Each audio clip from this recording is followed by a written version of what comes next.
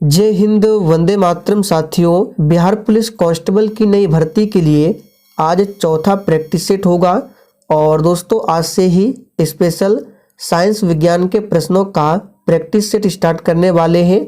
और वो class daily रात 8:30 बजे से होगा। यानी कि इस क्लास के बाद आप लोग डेली रात 8:30 बजे से साइंस विज्ञान के प्रश्नों का प्रैक्टिस सेट लगा सकते हैं। तो आप सभी टाइमिंग को जरूर ध्यान रखें। तो चलिए फटाफट से आप सभी लाइव में जुड़ जाइए। सभी को गुड इवनिंग, गुड इवनिंग। तो चलिए फर्स्ट क्वेश्चन आपके सामने है। निम्नलिखित में से कौन सी प्रक्रिया ठोस को सीधे वाष्प में परिवर्तित करती है? सभी ऑप्शन को ध्यानपूर्वक पढ़िए और देखिए, प्रत्येक स्टूडेंट को नीचे लाइव चैट में अपना अपना आंसर बताना है, तभी आपका प्रॉपर तरीके से रिवीजन होगा। तो चलिए आंसर बताएंगे। कौन सी प्रक्रिया ठोस को सीधे वाष्प में परिवर्तित करती है? तो यहाँ पर जो ही बच्चे ऑप्शन ए बता रहे हैं उनका बिल्कुल सही जवाब है, ऊर्ध्वपातन प्रक्रिया है। तो ए ऑप्शन जो ही बच्चे दिए हैं बिल्कुल सही आंसर है। आगे देखिए, निम्नलिखित में से कौन सी गैस भूमंडलीय ऊष्मीकरण का कारण नहीं है? बिल्कुल आपको सोच समझकर आंसर बताना है। और इस बार हम लोग हर तरह के प्रश्नों को कवर करेंगे। इजी, मॉडरेट, टफ, हर तरह के प्रश्न होंगे प्रैक्टिस सेट में। चलिए आंसर बताएंगे। कौन सी गैस भूमंडलीय ऊष्मीकरण का कारण नहीं है? तो याद रखिएगा, ये है सल्फर डाइऑक्साइड। जबकि भूमंडलीय ऊष्मीकरण का कारण है कार्बन डाइऑक्साइड, जल वाष्प, नाइट्रस ऑक्साइड, मीथेन, ये सभी है। और आपको याद होगा नाइट्रस ऑक्साइड, इसको लाफिंग गैस भी कहा जाता है। आगे देखिए, निम्नलिखित में से कौन सा फूल का प्रजनन अंग नहीं है?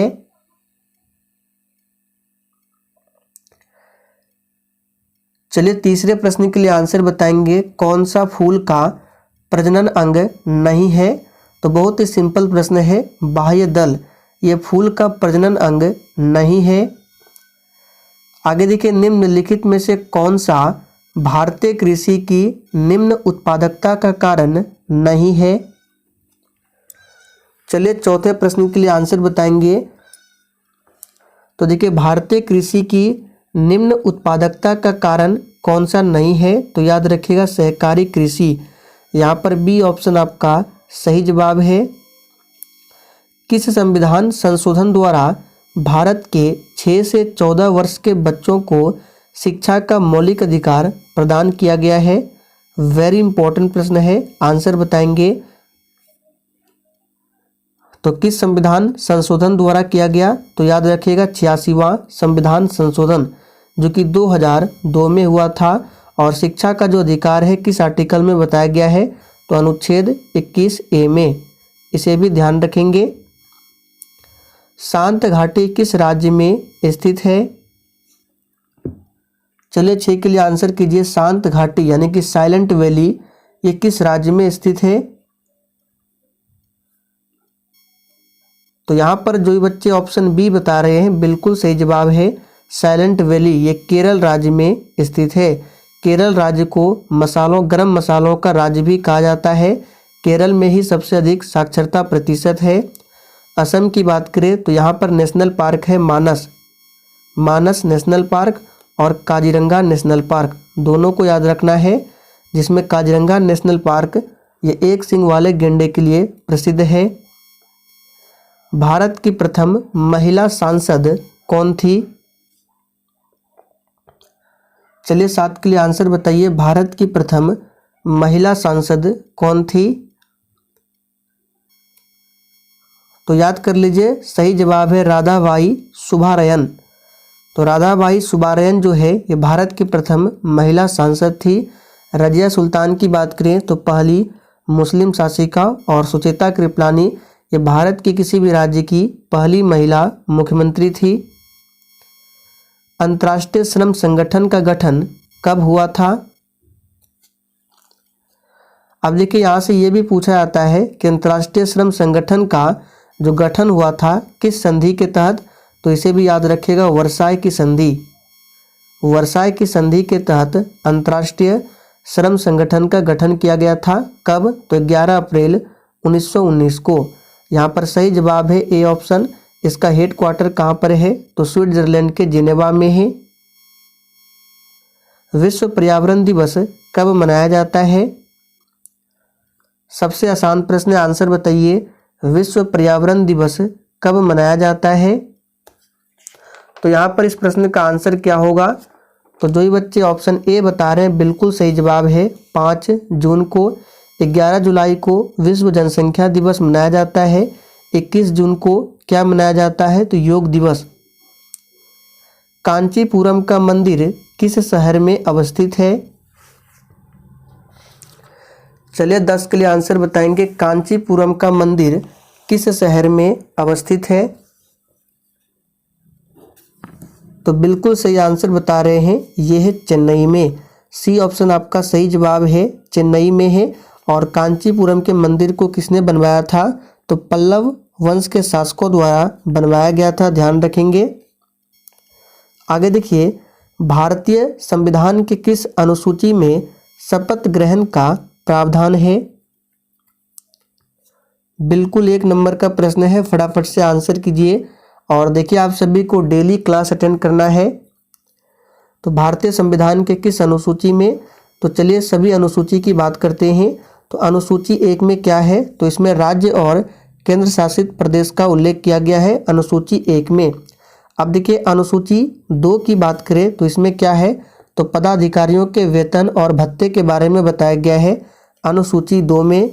अनुसूची 3 में क्या है? तो पदाधिकारियों के शपथ, यानी कि पदाधिकारियों के शपथ के बारे में बताया गया है अनुसूची 3 में। तो सही जवाब है बी ऑप्शन। वर्तमान समय में संविधान में कितनी अनुसूचियां हैं? तो याद रखिएगा, पहले 8 और अभी वर्तमान में 12 अनुसूचियां हैं। भारत के संविधान में केंद्र और राज्यों के बीच किया गया शक्तियों का विभाजन इनमें से किसमें उल्लेखित योजना पर आधारित है? चलिए आंसर बताएंगे। तो देखिए, ये आधारित है भारत सरकार अधिनियम 1935 पर। यहाँ पर सी ऑप्शन आपका सही जवाब है। संविधान सभा के चुने गए पहले अस्थायी अध्यक्ष कौन थे? और देखिए, अगर आपको ये सेशन पसंद आ रहा है तो आप सभी सेशन को दिल से एक बार जरूर लाइक कर दें। तो सबसे पहले बात करते हैं संविधान सभा। तो इसका जो संविधान सभा की जो पहली बैठक होती है 9 दिसंबर 1946 को, और इसमें जो अध्यक्ष चुना गया था वो अस्थायी, यहाँ पे लिख देते हैं 9 दिसंबर 1946 को संविधान सभा की पहली बैठक होती है और उसमें अस्थायी अध्यक्ष के रूप में चुना गया था डॉक्टर सच्चिदानंद सिन्हा को। लेकिन यहाँ पे पूछा गया अस्थायी अध्यक्ष। तो देखिए 11 दिसंबर 2 दिन बाद, यानी 11 दिसंबर 1946 को संविधान सभा की दूसरी बैठक होती है और इसी में अस्थायी अध्यक्ष चुना गया था डॉक्टर राजेंद्र प्रसाद को। तो सही जवाब है ए ऑप्शन। पंडित जवाहरलाल नेहरू ने 13 दिसंबर 1946 को, जो कि तीसरी बैठक होती है संविधान सभा की, इसी में इन्होंने उद्देशिका यानी कि प्रस्तावना को प्रस्तुत किया था। निम्नलिखित में से किस व्यक्ति ने संविधान की प्रस्तावना को राजनीतिक जन्मपत्री कहकर संशोधित किया है?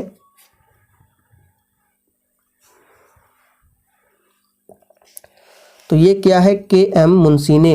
यहाँ पर सही जवाब है ए ऑप्शन, के एम मुंशी। निम्नलिखित में से किसे संविधान द्वारा मौलिक अधिकारों को लागू करने की शक्ति दी गई है?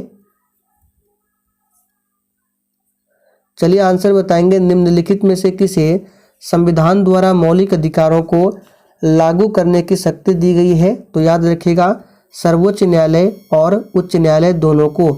यहाँ पर सही जवाब है डी ऑप्शन। सर्वोच्च न्यायालय के वर्तमान में चीफ जस्टिस ऑफ इंडिया कौन है? तो डी वाई चंद्रचूड़, जो कि 50वें नंबर के हैं। मौलिक अधिकार की बात करें, अभी वर्तमान में 6 मौलिक अधिकार है। पहले कितने थे? तो पहले 7 मौलिक अधिकार थे।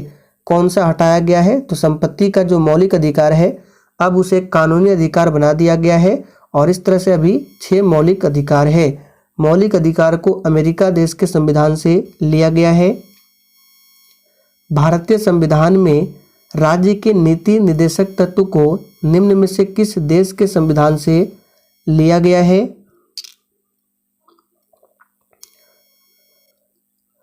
तो बहुत ही आसान प्रश्न है। राज्य के नीति निर्देशक तत्व को लिया गया है आयरलैंड के संविधान से।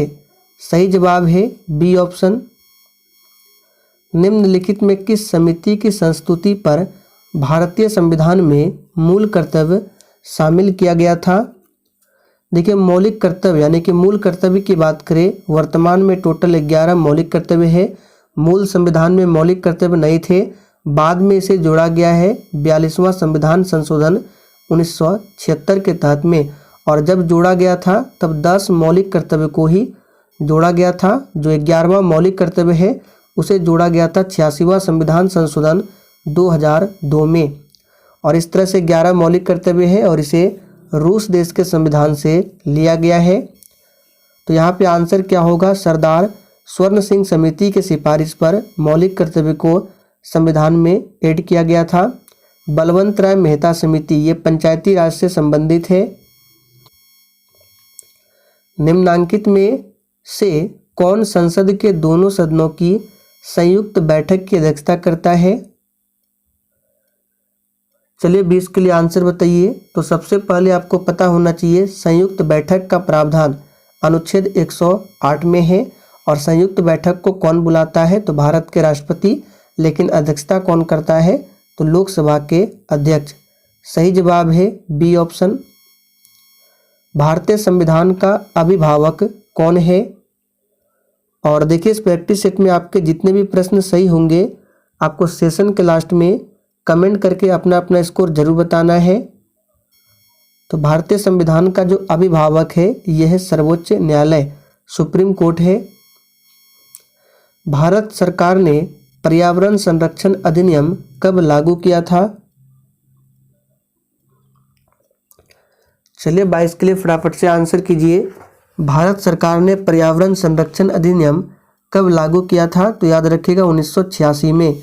सही जवाब है ए ऑप्शन। आंतरिक सुरक्षा अकादमी कहाँ पर अवस्थित है?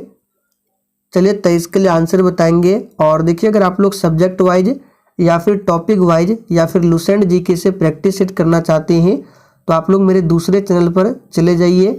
उस चैनल पर शाम 7:30 बजे से लाइव चैट के साथ क्लास चलती है। तो अगर आप लोग जीके जीएस को और मजबूत करना चाहते हैं तो इस क्लास को भी डेली देखें शाम 7:30 बजे की। तो आंतरिक सुरक्षा अकादमी कहाँ पर अवस्थित है? याद रखिएगा माउंट आबू पर स्थित है। नासिक पूछा जाता है किस नदी के किनारे बसा हुआ है? गोदावरी नदी के किनारे। हैदराबाद ये मूसी नदी के किनारे बसा हुआ है। और देखिए, मेरे दूसरे चैनल का लिंक जो है इसी वीडियो के नीचे डिस्क्रिप्शन बॉक्स में मिल जाएगा, आप लोग जाकर देख सकते हैं। प्रिंस ऑफ वेल्स कप किस खेल से संबंधित है?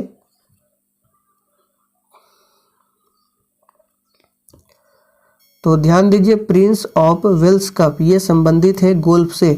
सही जवाब है ए ऑप्शन। जारवा जनजाति किस राज्य में या फिर किस केंद्र शासित प्रदेश में निवास करती है?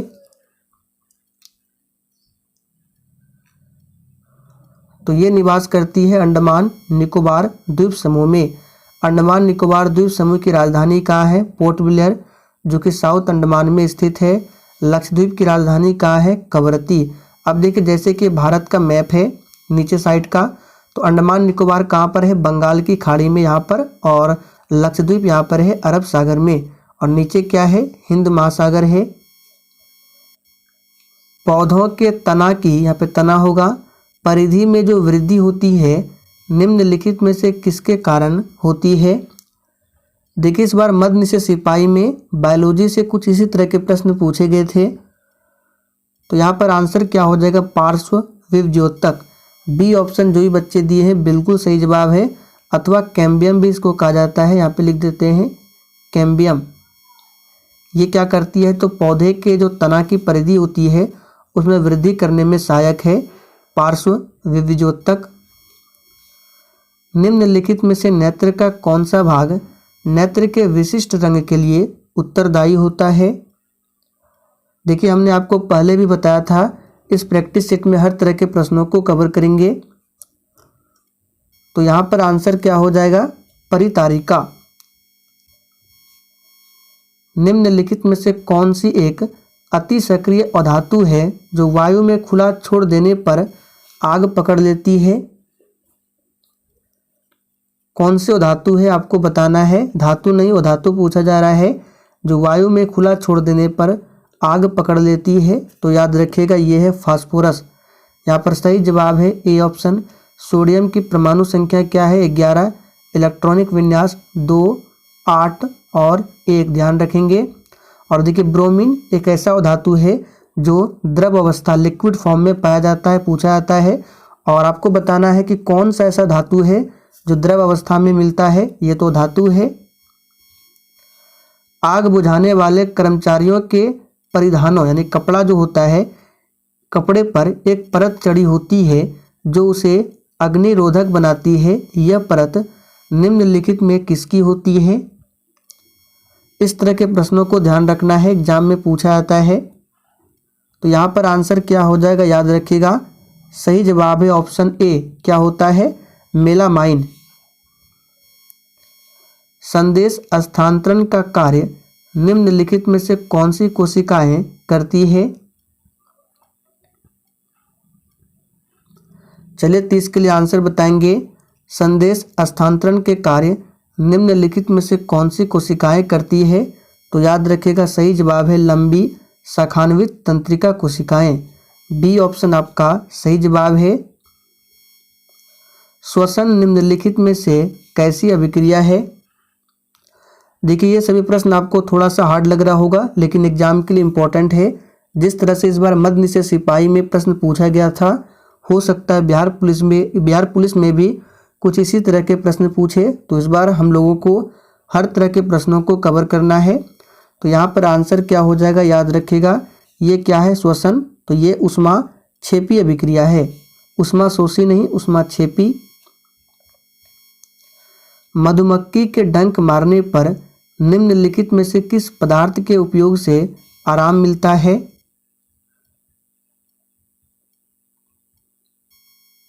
तो यहाँ पर आंसर क्या हो जाएगा, बेकिंग सोडा। याद रखिएगा मधुमक्खी जब डंक मारता है तो उसमें अगर आप लोग बेकिंग सोडा का उपयोग करेंगे तो उससे आराम मिलता है। सही जवाब है बेकिंग सोडा। सैंधव सभ्यता की ईंटों का अलंकरण किस स्थान से मिला है? तो ध्यान दीजिए सैंधव सभ्यता की ईंटों का जो अलंकरण है ये मिला है कहाँ से, तो कालीबंगा से। सही जवाब है ए ऑप्शन। कालीबंगा कहाँ पर है, राजस्थान में है। मोहनजोदड़ो की खोज कब हुई थी, पूछा जाता है 1922 में। किसने किया था, राखल दास बनर्जी ने। और 1921 में हड़प्पा सभ्यता की खोज हुई थी दयाराम साहनी के द्वारा। निम्नलिखित में से किस भारतीय राज्य के 3 तरफ अंतर्राष्ट्रीय सीमाएं हैं? तो बहुत ही सिंपल प्रश्न है, आप लोगों ने पढ़ा होगा। त्रिपुरा जो है 3 देशों से घिरी हुई है। तो सही जवाब है बी ऑप्शन। संविधान के किस अनुच्छेद के तहत राष्ट्रपति को संसद का संयुक्त अधिवेशन बुलाने का अधिकार है? तो देखिए थोड़ी देर पहले हमने आपको इस प्रश्न को बताया था, संयुक्त अधिवेशन के बारे में किस अनुच्छेद में बताया गया है। तो याद रखिएगा अनुच्छेद 108 में। कौन बुलाता है, राष्ट्रपति। अध्यक्षता कौन करता है, लोकसभा का अध्यक्ष। अब देखिए ऑप्शन डी में है 110। तो इसमें क्या बताया गया है, धन विधेयक के बारे में बताया गया है अनुच्छेद 110 में। निम्नलिखित में से कौन भारत के राष्ट्रपति के चुनाव में निर्वाचक मंडल के सदस्य नहीं होते हैं? चलिए 36 के लिए आंसर बताएंगे। और जिसने अभी तक सेशन को लाइक नहीं किया है फटाफट से आप सभी सेशन को लाइक करें। और देखिए पीडीएफ आपको टेलीग्राम पर मिल जाएगा, लेकिन पीडीएफ में आंसर नहीं होगा। देखिए हम आपको सभी चीज़ें फ्री में दे रहे हैं, पीडीएफ नोट्स। थोड़ी मेहनत आप लोग भी कीजिए। तो आपको क्या करना है, जब आप लोग क्लास करते हैं तभी आपको कॉपी में क्या करना है, जैसे प्रैक्टिस सेट ये कितना है 4 है, तो आपको लिख लेना है बिहार पुलिस प्रैक्टिस सेट 4। और उसके नीचे आपको आंसर लिख लेना है, जैसे 1 का बी, 2 का सी, 3 का डी, इस तरह से कुछ कॉपी में लिख लेना है। और फिर टेलीग्राम पर जाकर आपको PDF डाउनलोड करना है। उसके बाद वहाँ से आपको क्वेश्चंस का प्रैक्टिस करना है और जब क्वेश्चंस आप लोग बना लेंगे फिर आपको कॉपी से मिला लेना है कि आप लोगों ने कितने प्रश्नों के सही से आंसर किए हैं। तो इसी तरह से कुछ आपको प्रैक्टिस करना है। फिर से बता देते हैं, PDF में आंसर नहीं होगा, आपको खुद से लिखना है, थोड़ी मेहनत आप लोगों को भी करना है। आगे देखिए, किस समिति ने पंचायतों को आर्थिक रूप से आत्मनिर्भर बनाने की सिफारिश की थी? चलिए 37 के लिए आंसर बताएंगे फटाफट से। किस समिति ने पंचायतों को आर्थिक रूप से आत्मनिर्भर बनाने की सिफारिश की थी? तो यहाँ पे सही जवाब क्या है? ऑप्शन सी, LM सिंघवी समिति। और इस समिति का गठन भी पूछा जा सकता है, कब हुआ था? तो 1986 में, याद रखेंगे। किस संविधान संशोधन के द्वारा मौलिक कर्तव्यों को संविधान में जोड़ा गया था?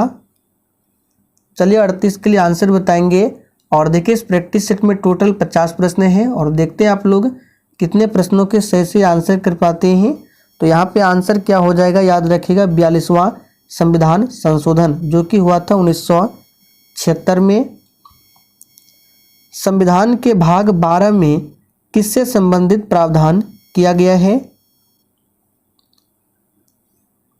चलिए 39 के लिए आंसर बताएंगे। और शायद मध्य निषेध सिपाही में ये प्रश्न पूछा गया था कि संविधान भाग 12 किससे संबंधित है?